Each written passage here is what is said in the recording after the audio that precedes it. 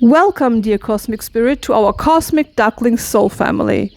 You just arrived in a space where tarot, astrology, oracle cards, and a lot more will unite.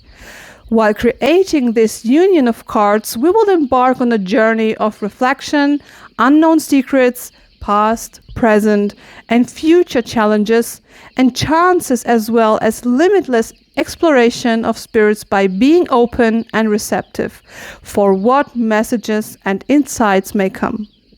Dear soul, please remember that I'm just a channeler, messenger, or you can say transporter of any information which I receive from spirits through the revealing cards. It is totally okay if some information do not resonate with you. You can put that aside. Maybe this time it is meant for the other souls. And if you feel any resonation, that can mean that maybe your spirits are calling you to take action. Only you can feel and reflect what your resonation could mean in a more detailed sense. So now let us take a deeper look into the divine treasure trove and see what the spirits have in store for us.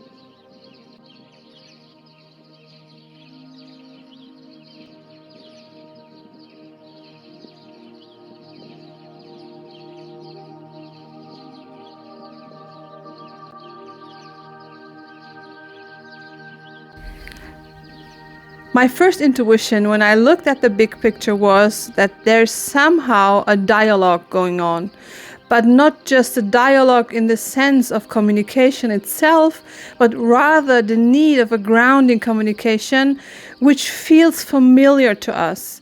It reminds me of kind of a family conference, something that we sometimes need to hear from our nearest, but not always dearest ones. But that is just my first thought. Let us go deeper now. For the past, the Taurus card came up and brings its ruler planet Venus and its goddess Aphrodite with it. And that is, in the first place, all about love and family, planted on the foundation of feminine, earth, and spring energy. And what does that mean, and what have we learned from that in the past? Probably in the past we were too focused on our straightforward side, meaning that we were first caring about things to function in our home, at work, in our friendships, etc. Everything needed to be stable, but by taking too much care of stabilizing anything and everything, we probably forgot about our sensitive and generous side, so that we weren't even receptive to just listen to the chirping birds and all the other beauties around us. So at the end, it seems like as if we created and lost simultaneously. What about now, as we are arriving in May? It seems like there is a step-by-step process going on, which we first have to understand and then follow suitably and courageously. The solar flares card makes sense at the end of the present, just before the beginning of the future. Don't worry if this sounds irritating, because the meaning comes in a logical way. Let me explain what Spirit means by that with the help of the just mentioned step-by-step process. Step 1, meditate and ground yourself. Step 2, connect to your higher self and be receptive. Step 3, understand the unusual of yourself and your surroundings. Step 4, learn to manage and regulate the upcoming energies, even if they let you feel dizzy at first place. Step 5, stay in your higher spiritual awareness and don't allow any negative or destructive energy to come up and to distract you from your path. Step 6, absorb your source energy from the divine.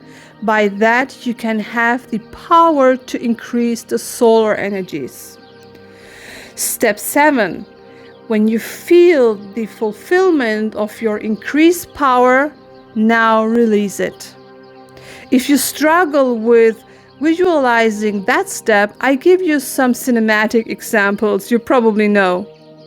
Elsa from Frozen, Aang from Avatar, Thor and Captain Marvel from the Avengers, Stella from Winx Club, Harry Potter, and there are of course a lot more.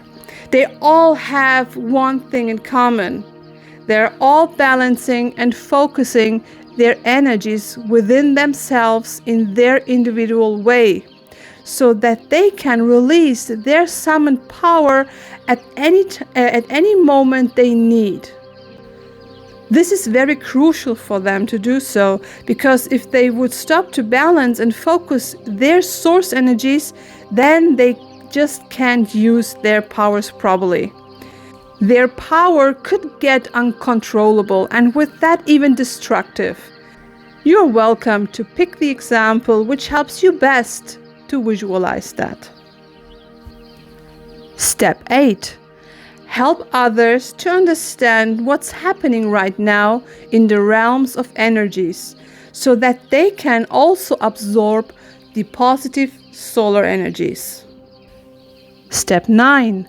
Observe now what you have created for the highest good of all and find satisfaction and peace by observing how the other souls are finding their own individual journeys. Step 10. Enjoy and keep in memory. Remember the irritating sentence from earlier that the answer will come logically at the beginning of the future? Now we are at the beginning of the future. The third house, our future card, is telling us now that we have to find perspectives even within shadows. See? The third house, which is ruled by Mercury and Gemini, is all about communication and stretching our worldviews. Reminds us of the solar card, doesn't it? Because spirit reminds us to ground in order to build ourselves together again. Meaning that in the future, we shouldn't forget about our 10-step solar flares process. Shortcut 10SSFP. In fact, at this point, there isn't a lot more to say. We should just use our communication skills and transport our knowledge intellectually. We shouldn't believe anything just because it sounds or is familiar. We should be brave and find answers even in the shadows, and allow ourselves to sometimes put the mind aside, and so to recognize the world a bit in a childlike way, and just have fun. And this is what the Starseed card is literally also telling us. To shift the world just by existing, just by being childish, just by being gentle and empathic, and so to heal and enlighten our inner world. So with that, the irritating sentence from the present is not so irritating anymore and makes perfect sense. Doesn't it? The beautiful thing of these full moon readings is that we have some gorgeous spirit animal bonus cards, which act like confirmation cards, if you will. And our 2 spirit animal cards, dear listeners, are in fact confirmation cards. After our grounding, solar, and communication work, we have the lion card coming up, confirming just that. Being proud of our gifts, using them like valuable resources for the good of ourselves and all, and just spark by doing so. The lion card also reminds us that we shouldn't compare ourselves to others who seem to shine brighter. There's no reason for comparing. Everyone shines in their own way. Everyone has their special gifts which they can use for the well-being of our world, and you have your very individual own. So, confidently navigate your divine spirit energized by the solar flares coming now in May, and shine bright. And additionally, we meet the Shamanic Spider card. Yeah, we have talked a lot about brightness and solar energies, but the Spider card reminds us now to not forget about the shadows. Even in the shadows, there lies the essence of enlightenment. The Spider card encourages us to find our creative vein in the shadows, start creating, having the courage even to destroy, so that we can build something fresh, something healthier to create balance and harmony. And balance comes with the management of the sun energies coming from the lion card and the shadows coming from the spider card, just creating the perfect union which we need to go through our big picture of the solar flares, the 3rd house, and the empathic starseed. What a wonderful and exciting sneak peek, isn't it? Okay, everyone, the spirits told me that with everything that is said and done now, we have completed today's full moon reading. Hopefully this reading helps some of you to navigate until the next time we meet again.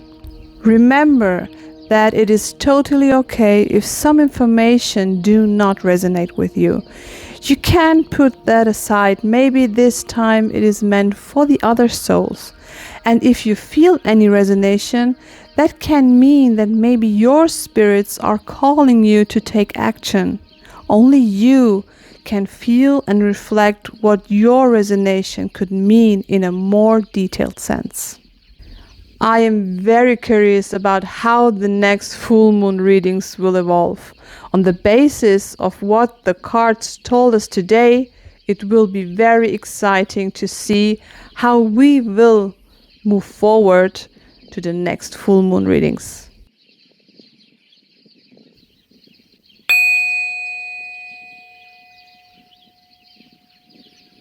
At this point, I would like to thank you for directing your trust at me, for listening to what the cards and the spirits let me feel and say, and of course, your time you have spent with me today. It means a lot, and I'm very thankful to have the opportunity to share all that with you. I'm already curious about our next reading, and do not forget, always trust in yourself, surrender into the divine, and be as curious, funny, and as brave as a duckling ready to take off.